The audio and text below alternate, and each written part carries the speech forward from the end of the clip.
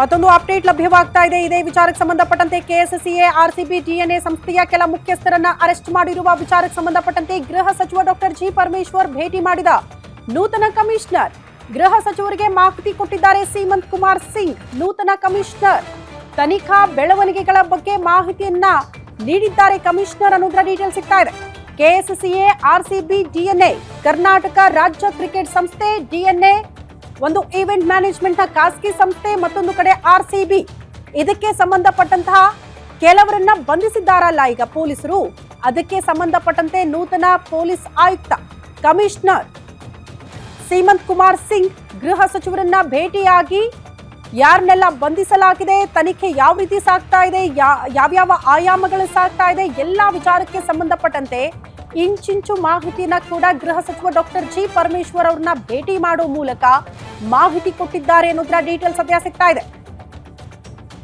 ರಾತ್ರಿನೇ ಹೊಸ ಕಮಿಷನರ್ ಅಧಿಕಾರ ಸ್ವೀಕಾರ ಮಾಡಿದ್ರು.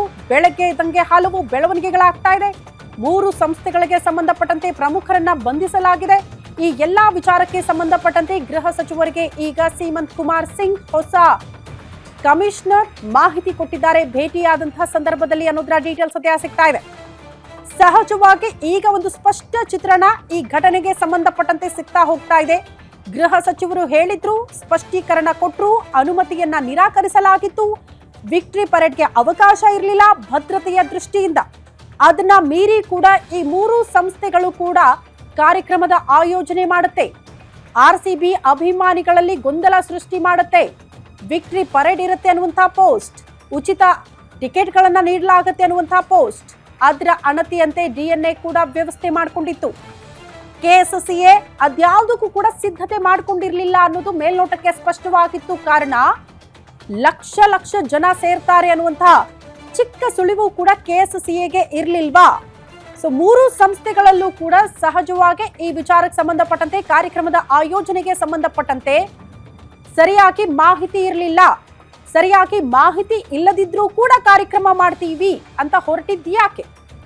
ಪೊಲೀಸ್ ಇಲಾಖೆ ಅನುಮತಿಯನ್ನ ನಿರಾಕರಿಸಿದ ಮೇಲೂ ಕೂಡ ಕಾರ್ಯಕ್ರಮದ ಆಯೋಜನೆ ಹೇಗಾಯ್ತು, ಯಾಕಾಯ್ತು, ಯಾರ ಅಣತಿಯಂತೆ ಮಾಡಿದ್ರಿ? ಈ ಎಲ್ಲಾ ಪ್ರಶ್ನೆಗಳಿಗೂ ಕೂಡ ಸ್ವತಃ ಈಗ 3 ಸಂಸ್ಥೆಗಳ ಮುಖ್ಯಸ್ಥರೇ ಉತ್ತರ ಕೊಡಬೇಕಾಗತ್ತೆ.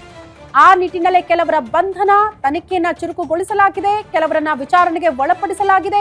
ಈ ಎಲ್ಲಾ ಬೆಳವಣಿಗೆಗೆ ಸಂಬಂಧಪಟ್ಟಂತೆ ಈಗ ಗೃಹ ಸಚಿವರನ್ನ ಕಮಿಷನರ್ ಸೀಮಂತ್ ಕುಮಾರ್ ಸಿಂಗ್ ಭೇಟಿಯಾಗಿ ಮಾಹಿತಿ ಕೊಟ್ಟಿದ್ದಾರೆ ಅನ್ನೋದರ ಡೀಟೇಲ್ ಸಿಗ್ತಾ ಇದೆ.